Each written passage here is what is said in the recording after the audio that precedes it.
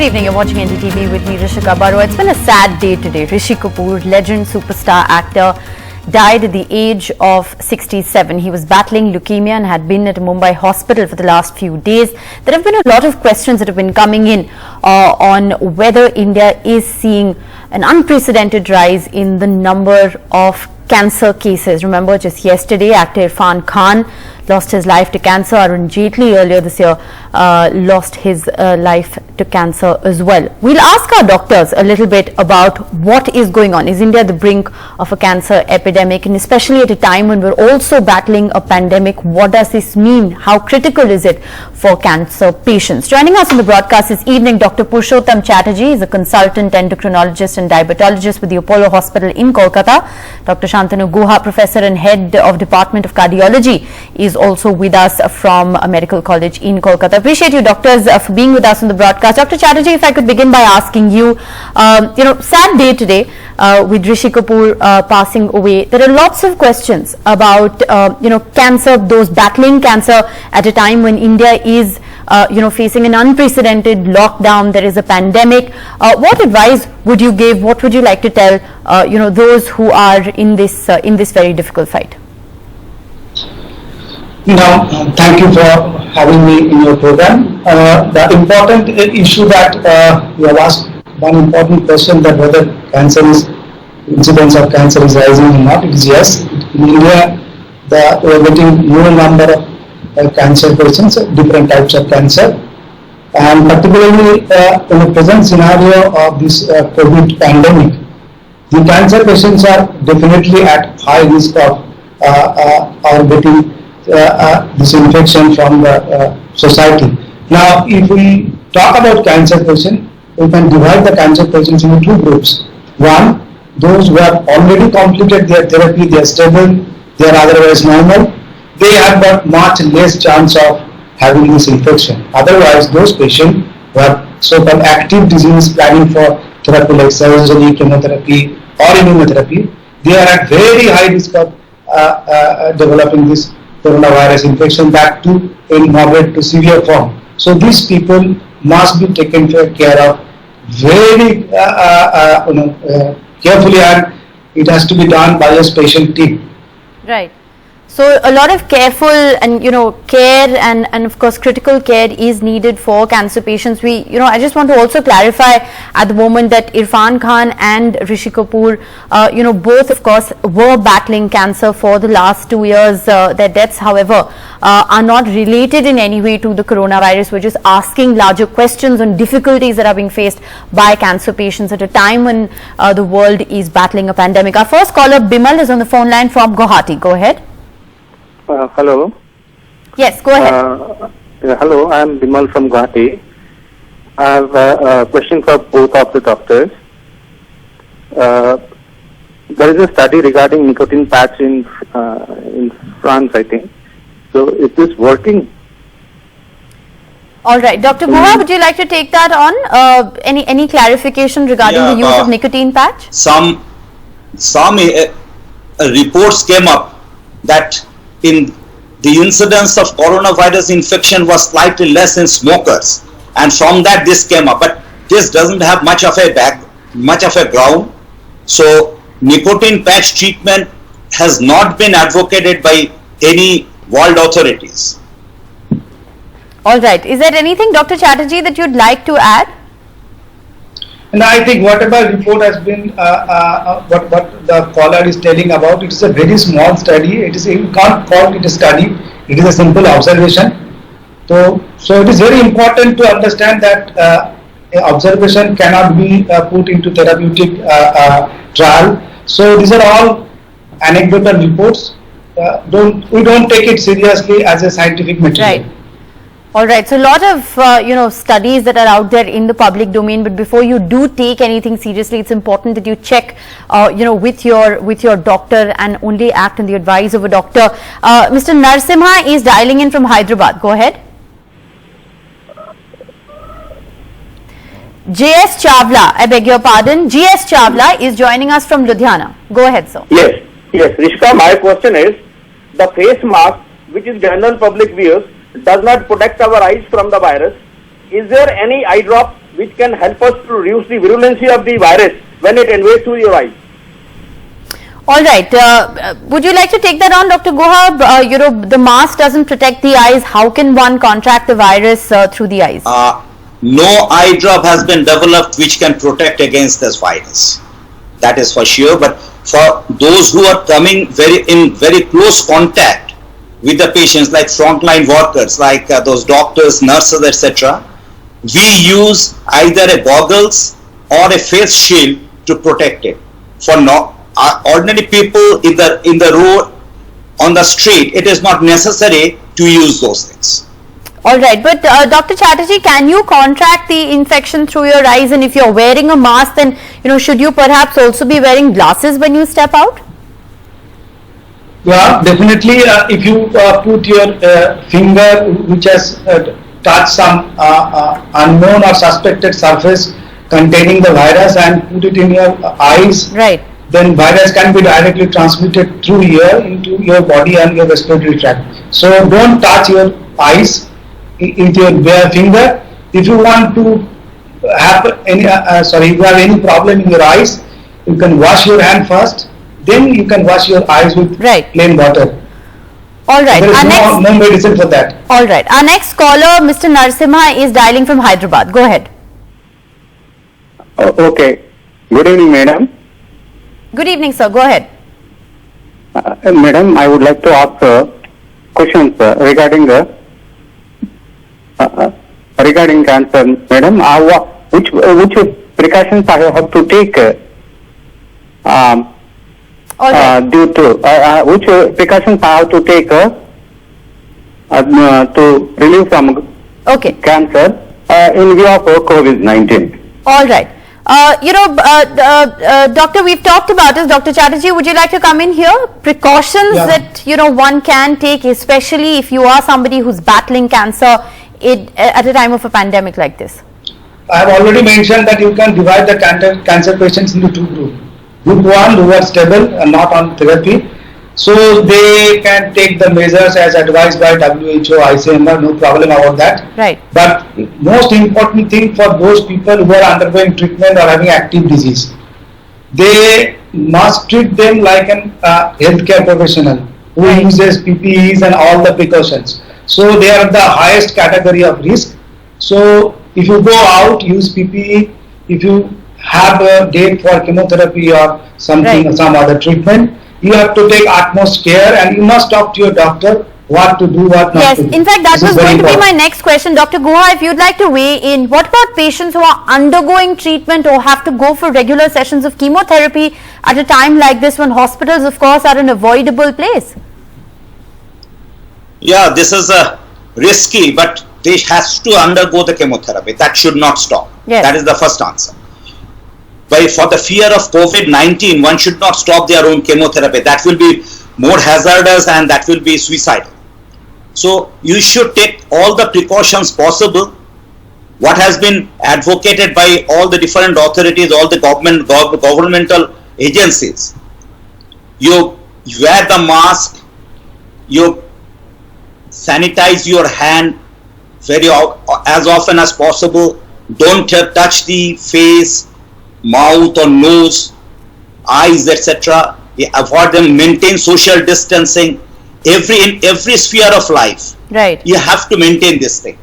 And with these things on, you have to go to the hospital, and in hospital also with utmost precautions you have to take the chemotherapy. The doctors concerned should also maintain as asepsis as possible while giving the chemotherapy. That is all what can be said. But chemotherapy is a must that should not be stopped.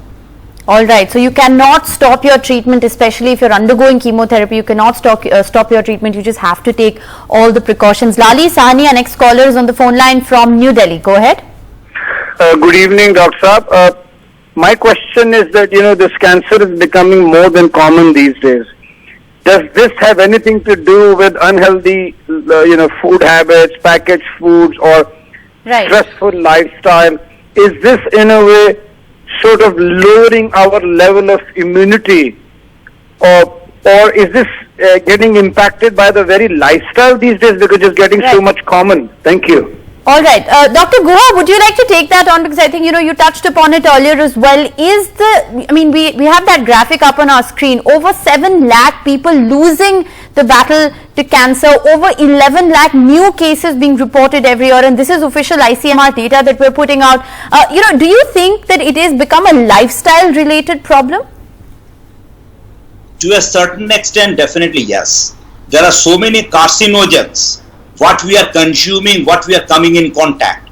So from the environmental pollution right up to the packaging, with the food storage, that chemicals which are being used. So there are so many carcinogens which we are coming in contact. So perhaps our lifestyle is influencing to a certain extent the increased incidence of cancer. Right. I agree with that. All right, Shantanu Basu, our next caller is on the phone line from Kolkata. Go ahead. Yeah, can I ask a question? Yes. Okay, now I suffer from a little bit of a heart ailment. My question is, I am at 57. Now, is it necessarily true that one who has, has to take this regular medicines and pills for pressure and all that, am I not compromised? That's number one. And number two, my wife has a little bit of renal problem. She suffers from a polycystic kidney. So is that also a case of immunocompromise? All right. I think I'll take the first part of the question to Dr. Guha. He's the cardiologist on the broadcast. What would you like to say? One need to know what type of heart ailment he is suffering from. If it is just a simple case of mild angina, things are different. If he is suffering from heart failure, it's a very important comorbidity. Okay. So if he is having hypertension, diabetes associated, that again increases his risk of having a more fulminant disease, more serious disease. So what type of heart ailment he is suffering from, that is also important. In general, it is said if somebody is suffering from hypertension, diabetes, coronary artery disease, heart failure, or valvular heart disease or other heart diseases, his chance of having a more serious disease is more. All right, Dr. Chatterjee, would you like to take on the second part of the question? The caller's wife is suffering from polycystic. Yes. Yeah, I'm not a nephrologist, still I can give some basic ideas about that. Now, she is suffering from adult polycystic kidney disease most likely. The thing is that if her renal function is normal, her creatinine level is normal, he is otherwise hemodynamically stable, I don't think he is at a very high risk, but definitely with any type of kidney disease where the kidney function is deteriorated to some extent, they are at high risk. Please take precaution for her. All right, so very important information there for high risk patients at a time when the country and the world rather is battling a pandemic. We're going to slip into a very short break. The doctors will continue to be with us on the other side, so keep your questions coming.